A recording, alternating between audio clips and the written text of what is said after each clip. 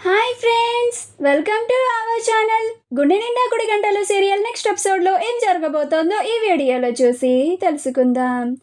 మనోజ్ని నిందించిన బాలు అసలేం జరిగింది అని తెలుసుకోవడానికి ఈ వీడియోని స్కిప్ చేయకుండా ఎండ్ వరకు చూసేయండి. మనోజ్ తనకి కెనడాలో ఉద్యోగం వచ్చిందని, పైగా తనకి లక్షల్లో జీతం రాబోతోందని చెప్తాడు. అలా ఆ జాబ్ ఆఫర్ చేతికి రావాలి అంటే ఒక కండిషన్ పెట్టారని, వాళ్ళు 14 లక్షలు కడితే కానీ జాబ్ ఆఫర్ రాదు అని ఇంట్లో చెప్తాడు. ఆ మాట వినగానే ప్రభావతి అవాక్కైపోతుంది. అప్పుడు రోహిణి అత్తయ్య అత్తయ్య అని పిలుస్తుంది. అప్పుడు ప్రభావతి ఉలిక్కిపడి, ఏంట్రా నువ్వు మాట్లాడేది? నీకు ఉద్యోగం వచ్చింది కానీ నువ్వు ఆ 14 లక్షలు రాకపోతే నీకు జాబ్ ఆఫర్ చేతికి ఇవ్వరా? ఇప్పుడు నువ్వు కెనడాలో ఉద్యోగం చేయాలంటే, లక్షలు సంపాదించాలంటే ఆ 14 లక్షలు కట్టాల్సిందేనా అని అంటుంది. అప్పుడు మనోజ్, అవునమ్మా నాన్న, మీరే ఎలాగైనా ఆ 14 లక్షలు సర్దుబాటు చేయండి నాన్న. మీరు నాకు ఆ 14 లక్షలు ఇచ్చారంటే నేను తీసుకెళ్ళి వాళ్ళకి కట్టేస్తాను. వెంటనే నాకు వీసా వచ్చేస్తుంది. అప్పుడు నేను కెనడాకి వెళ్ళి మీరు నాకు ఇచ్చిన 14 లక్షల్ని నేను 4 నెలల్లో సంపాదించి తిరిగి మీకు ఇచ్చేస్తాను నాన్న అని అంటాడు. అప్పుడు సత్యం, చాలే ఆపరా నువ్వు, వీడికి 14 లక్షలు ఇవ్వాలంట, కెనడాకి వెళ్ళి ఉద్యోగం చేస్తాడంట అని అంటాడు. అప్పుడు ప్రభావతి, అదేంటండి అలా అంటున్నారు? పాపం నా బిడ్డ ఇన్నాళ్ళు కష్టపడి చదివింది, నేను అన్ని డబ్బులు పోసి చదివించింది ఇలా ఉద్యోగం చేయడానికే కదా.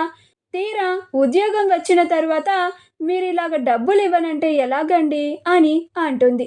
మీరే ఆ 14 లక్షలు వాడికి సర్దుబాటు చేయండి. అప్పుడు వాడు చక్కగా ఉద్యోగం చేసుకుంటానంటున్నాడు కదా, తిరిగి 4 నెలల్లో ఇచ్చేస్తానంటున్నాడు కదండి. మీరు కూడా ఇలా అంటే ఎలా చెప్పండి అని అంటుంది. అప్పుడు సత్యం, చాలే ఊరుకో ప్రభా, ఇప్పటికిప్పుడు 14 లక్షలంటే ఎలా వస్తాయి అని అంటాడు. అప్పుడు మనోజ్, అదే నాన్న, శృతి వాళ్ళ నాన్నగారు మీకు డబ్బులు ఇప్పించారు కదా, ఆ డబ్బులు ఉన్నాయి కదా, అవి ఇవ్వండి, నేను తిరిగి ఇచ్చేస్తానంటున్నాను కదా అని అంటాడు. అప్పుడు బాలు, నాకిప్పుడు అర్థమైంది నాన్న, వీడి ప్లాన్ అంతా ఆ డబ్బుల్ని కొట్టేయడానికే. ఇప్పుడు వీడి కళ్ళు ఆ డబ్బుల మీద పడ్డాయి, అందుకే ఇలాగా ఉద్యోగం వచ్చిందని, అది కూడా కెనడాలో వచ్చిందని, పైగా లక్షల్లో జీతమని ఇలా మన ముందుకు వచ్చి డబ్బుల కోసం బిల్డప్ ఇస్తున్నాడు. లేకపోతే వీడి మొహానికి ఎవరు నాన్న ఫారిన్లో ఉద్యోగం ఇచ్చేది? నాకు తెలుసు వీడి గురించి, వీడి దొంగ బుద్ధి ఇప్పుడు బయటపడింది అని అంటాడు. అప్పుడు మనోజ్, చూడమ్మా వీడు నన్ను ఎన్ని మాటలు అంటున్నాడో, నాకు నిజంగానే ఉద్యోగం వచ్చింది నాన్న, నువ్వు ఈ బాలు మాటలు నమ్మొద్దు అని అంటాడు.